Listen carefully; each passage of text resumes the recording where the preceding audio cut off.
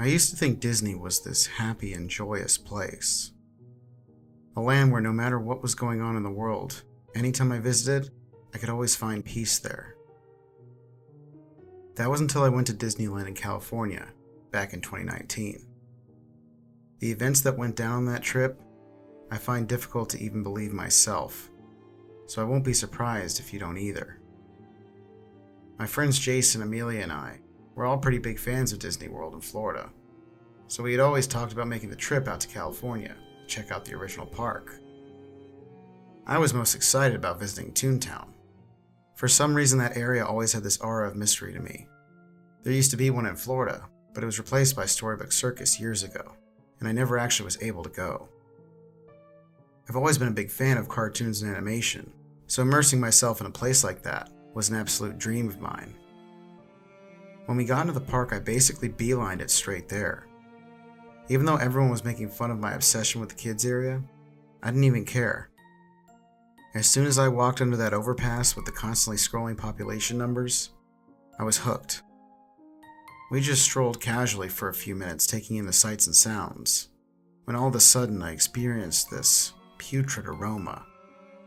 I wasn't sure where it was coming from at first, but when I scanned the area around me, I noticed there was this little girl standing to my right. She was in this big t-shirt that was so gross and covered with stains, you could barely see the Minnie Mouse design on the front of it. The expression on her face was so odd for a little girl, too. It was almost like the face of a worker who had been in the mines the last 30 years of his life and got accustomed to the lifestyle. Her arms were caked with dirt and grime, too, like she hadn't showered in years. I tried telling my friends about her, but as soon as we looked, she had already vanished. We went about our business and continued to explore the area, but the sight of that girl really stuck with me. Something was definitely off about her. The first thing we went to do was the Roger Rabbit ride. I don't know if it was because of the sight of the little girl, but the attraction really came across as creepy to me. I guess that's the thing about cartoons. Their strangeness and over-the-top sound effects can definitely be seen as cute or creepy, depending on the way you look at them. I mean, have you ever seen the talking telephone pole in that ride? Terrifying. It wasn't until we got off the ride, though, that the real horror began. I saw the little girl again when we left the queue. She was standing just past the fountain outside Mickey's house. You know, the one that makes really disturbing noises when you step near it? She was staring right at me, only this time she was holding some kind of bloody mass by her side. Maybe it was the remains of an animal or something. I never actually found out. Then the girl lifted up the horrific thing and tore into it with her little teeth. I instantly grabbed a hold of Amelia's arm and pointed to the girl, but she vanished behind a group of people again. Jason and Amelia could see how freaked out I was. They suggested if I really saw something weird, to go tell park security about it.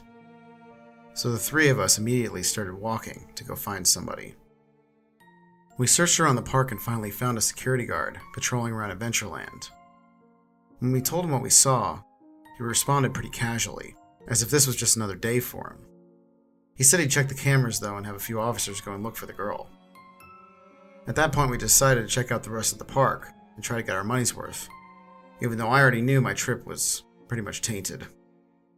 We planned to do Indiana Jones next. I guess we couldn't stop doing creepy rides that day. My friends seemed like they had gotten a little annoyed with my major interruption of the day because they were walking way ahead of me, like they were in a rush. At one point we were walking in the queue and they completely lost me across this rope bridge. Then as soon as I crossed, I felt this sharp pinprick in my hand. I instantly started feeling really drowsy and could barely balance on the bridge. I tried to lean on one of the ropes and ended up falling halfway over it. Then a hand came out from the darkness and pulled me over the side. After smacking onto the ground, I looked up and saw a large husky man standing beside the bridge. He curled the side of a pointed mustache as I saw him put a syringe away into a leather case. Then the last thing I remember was the face of the little girl from Toontown as she placed her fingers on my eyelids and closed them. I came to in some kind of a damp, dark storage unit. There was an eyeless Pirates of the Caribbean mannequin in my face, blocking a locked garage door. And my feet and hands were chained to this bizarre old-fashioned ball and chain. Placing my ear up against the door, I heard the faint chatter from cartoons playing in the distance down the hall. I screamed and pounded on the door until I physically couldn't anymore, giving up and folding over in pain. Finally, after what felt like hours, I heard the padlock from outside the door open. Knowing that it may be the only time I'd have the element of surprise, I picked up the heavy steel ball and leaned back in the shadows. A sweaty bald head attached to a long lanky neck leaned down under the door, gazing in at me.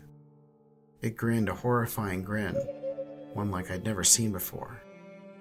His mouth had been surgically widened and his teeth a blinding white. But before he had the chance to notice me, I lunged the ball at his face, knocking him to the floor. Blood splurted out his nose as he screamed in pain. "You alright?" I heard from down the hall. I picked up the steel ball and slid under the door. I tore off down the hall, passing the sign, reading "Caution, poisonous gas may be present," which made sense. The area looked as if it had been closed off for years.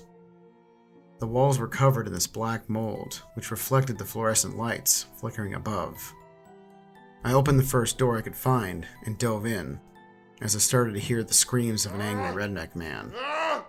Locking the door behind me, I held my breath as I heard him approaching from down the hall. "Where do you go, little one? You don't want to miss the show." After shuffling around for a few minutes outside, the man turned the corner and headed back down the hall. I switched on the lights, and around me was an assortment of newspaper clippings. Each of them was related to a different missing persons case, and mentioned a mysterious killer being called the Cartoon Man. Then atop a dirty old work table was a shrine built for this Cartoon Man, with photos of his victims, and at the center, a picture of him in the distance, out in the woods. It was hard to tell, but his face looked like it had this surgically attached snout, and blood dripped from his mouth onto his chest. Suddenly I heard pounding on the outside of the door, and jiggling on the handle. I fumbled over to a set of lockers to try to find something to use as a weapon. Opening up one of them, I luckily found a pair of bolt clippers. Pulling them out quickly, I snipped the chain connected to the ball. The banging on the door turned into a full-on attempt to break it down. One of the hinges then popped off. I knew there was probably only one hit left before the whole door came down. Leaning up against the wall beside the door, I held the clippers out in front of me as the man with the handlebar mustache crashed through it. Opening the clippers wide, I snapped him down onto his nose, causing some severe damage. With the man temporarily incapacitated, I ran around the corner and back down the hall. Up ahead on my right, I saw an old rusty stairway, and past it, the little girl, standing at the end. She was holding this giant curved blade in her hand. Bolting towards the stairway, I turned the corner and raced up the stairs. Once I got to the top, she jumped on my leg, stabbing me in the calf and the arm. Luckily, though, I managed to kick her off, sending her flying down the stairs. I entered into another huge storage room, but this one had a window about 10 feet up on the wall. I grabbed a ladder lying beneath it and used it to climb up. I exited out of a broken cartoon window, which was part of the set of Toontown. The park was completely empty, and definitely closed for the night. Jumping down from the window, I began to slowly limp towards the front of the park. But unfortunately, it wasn't going to be that easy. I heard this creepy chuckle coming from some bushes nearby, and footsteps slowly approaching from behind. Before I knew it, I was surrounded on all sides by at least 5 members of the group, each of them peeking out from different props in the area. I started running as they all jumped out from their different places. As I passed the fountain, one of them lunged out of the water, and it emitted one of those disturbing sounds. I tried to run, but my leg was in excruciating pain. Not able to go any further, I fell over and held my calf tightly. Looking back, I noticed the group stopped chasing me and began backing away slowly. Then at that point, I passed out from the pain. I woke up in the hospital the next day. Apparently security had found me lying in the park, and after telling them the story, they went looking for the group's lair. But by the time the cops got there, the group had cleared out and taken all traces of their cult-like activities. Something tells me, though, they're probably still around the park somewhere, hiding out in some other forgotten area, just waiting for their chance to go back to Toontown. Hey, it's Mr. Freaky.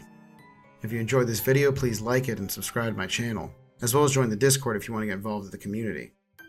Have a horrific evening, everyone, and remember to stay spooky, my friends.